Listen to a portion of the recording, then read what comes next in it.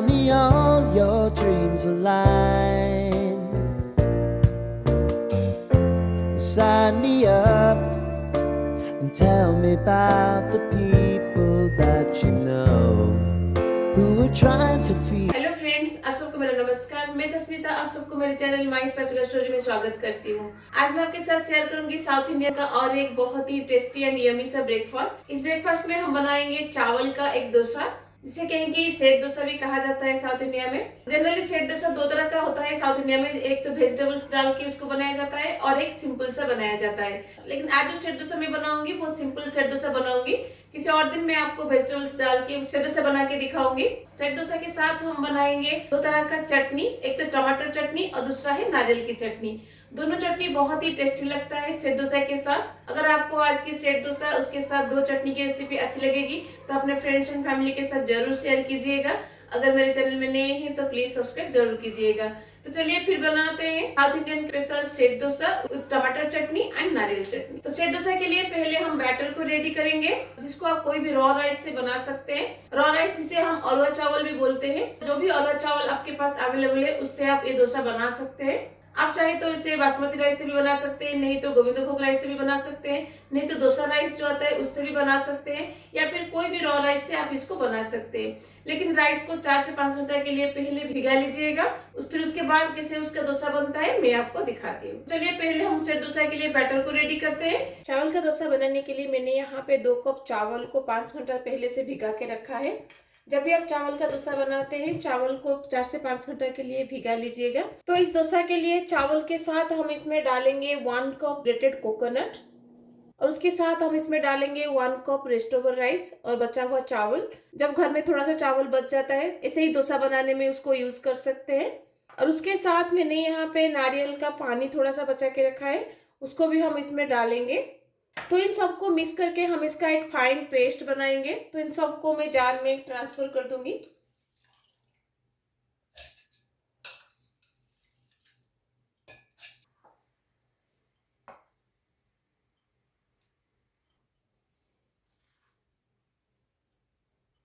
तो इसमें हम नारियल का पानी को डाल देंगे।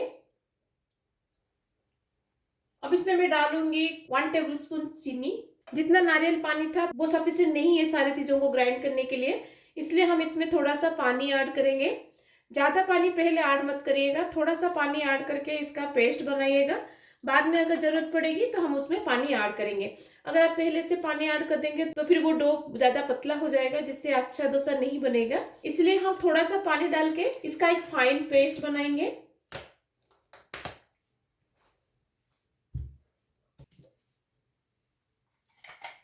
तो देखिए इन सारी चीजों का हमने एक फाइन पेस्ट बना लिया है। ऐसे ही एक फाइन पेस्ट इसका बनाइएगा। अब इन सबको एक बाउल में हम निकाल देंगे।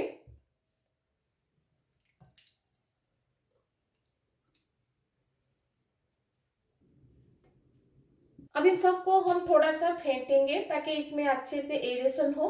आप चाहे तो हाथ में भी इसको फेंट सकते हैं, लेकिन व्हिस्कर से थोड़ा इजी हो जाता है और बहुत जल्दी इसमें एरेशन हो जाता है। जितना एयर बैटर के अंदर जाएगा उतना ही स्पॉन्जी एंड फ्लॉपी हमारा डोसा बनेगा। इसलिए हम इसको 5 से 6 मिनट के लिए इसे फेंटेंगे।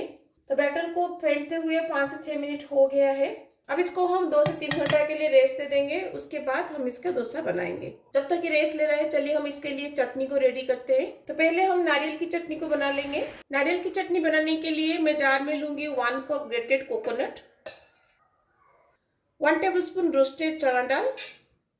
अगर आपके पास रोस्टेड चना दाल नहीं है तो आप नॉर्मल चना दाल को 2 से 3 मिनट के लिए ड्राई रोस्ट कर लीजिएगा, जब तक उसमें से अरोमा रिलीज नहीं हो जाता। फिर उसके बाद आप उसको यूज कर सकते हैं। अब इसमें मैं डाल दूंगी 2 ग्रीन चिली।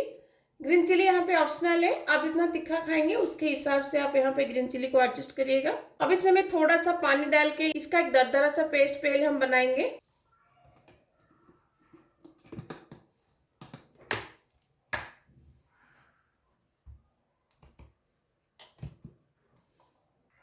तो देखिए मैंने इसका एक दरदरा सा पेस्ट बनाया है। अब इसमें मैं डाल दूंगी 1 हैंडफुल ऑफ धनिया पत्ता।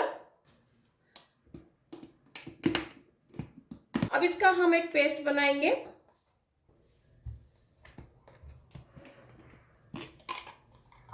तो देखिए नारियल की चटनी अब हमारा रेडी है। अब इसको एक बाउल में हम निकाल देंगे। नारियल चटनी अब हमारा रेडी है। चलिए इसको हम तड़का लगाते हैं। तड़का लगाने के लिए तड़का पैन में मैं पहले लूंगी तेल। तेल में पहले हम डाल देंगे उड़द दाल। जब तक उड़द दाल का अरोमा रिलीज नहीं होता तब तक हम इसको थोड़ा सा फ्राई करेंगे। अरोमा रिलीज होना स्टार्ट हो गया है। अब इसमें मैं डाल दूंगी राई, हींग, रेड चिली और थोड़ा सा करी पत्ता। अब इसको हम चटनी में डाल देंगे। तो नारियल का चटनी अब हमारा रेडी है। चलिए हम टमाटर का चटनी बनाते हैं। टमाटर की चटनी बनाने के लिए पैन में मैं लूंगी तेल। नॉर्मल रिफाइंड ऑयल का ही यूज करिएगा। अब तेल में मैं डाल दूंगी 1 टेबलस्पून उड़द दाल। उड़द दाल को हम 10 से 12 सेकेंड के लिए यहाँ पे फ्राई करेंगे, जब तक इसमें से अरोमा रिलीज नहीं हो जाता। उड़द दाल से भी अरोमा रिलीज होना स्टार्ट हो गया है। अब इसमें मैं डाल दूंगी राई, थोड़ा सा हींग, 5 से 6 लहसुन की कली, हाफ इंच अदरक। अदरक और लहसुन की कली को हम 10 से 12 सेकेंड के लिए यहाँ पे रोस्ट करेंगे ताकि इसका जो रॉ स्मेल है वो चला जाए।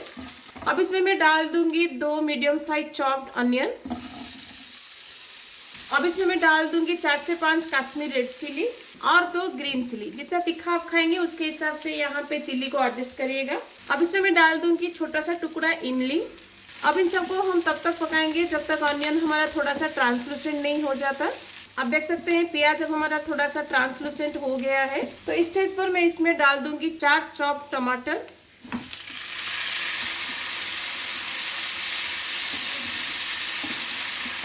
और कलर के लिए हम यहाँ पे डाल देंगे थोड़ा सा हल्दी, ज़्यादा नहीं, 1/4 teaspoon haldi and half teaspoon of red chilli powder.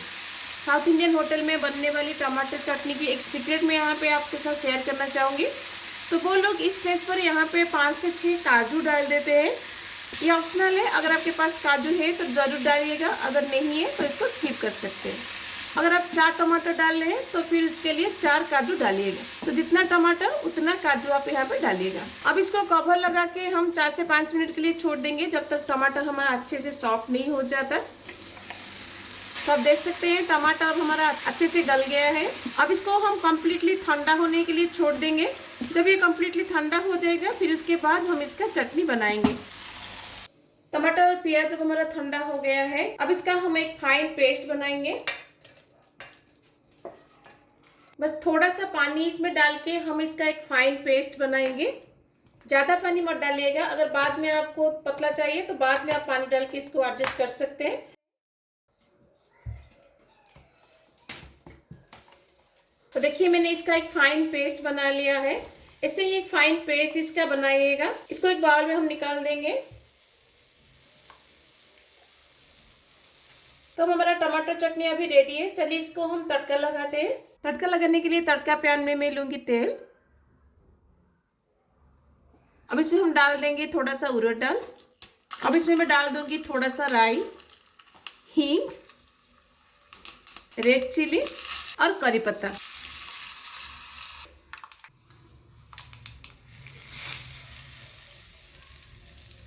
तो टमाटर चटनी भी अब हमारा रेडी है।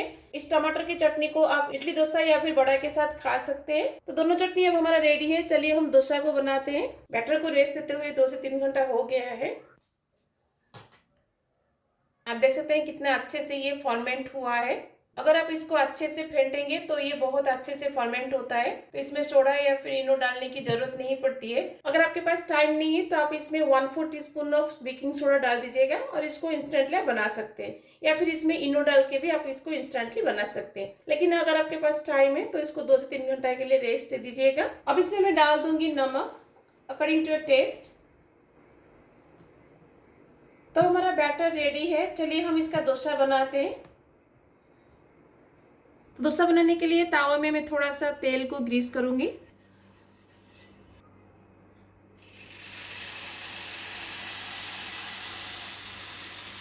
और इसको कवर कर लीजिएगा। थोड़ा सा पानी में चारों तरफ स्प्रिंकल करूंगी ताकि उससे जो स्टीम निकलेगा ना, उस स्टीम में ही डोसा का ऊपर पार्ट अच्छे से कुक होगा, क्योंकि हम इसको पलटेंगे नहीं। 2 से 3 मिनट हो गया है। देखिए कितना अच्छे से ये बना है और बिल्कुल जालीदार भी कितना अच्छे से बना है, आप देख सकते हैं। तो देखिए कितना सॉफ्ट ये बना है, आप देख सकते हैं।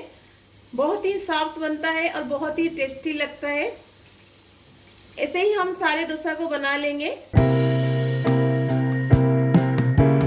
Life can get hard, so honey, if you need to cry, just come share my pillow and rain, rain, go away.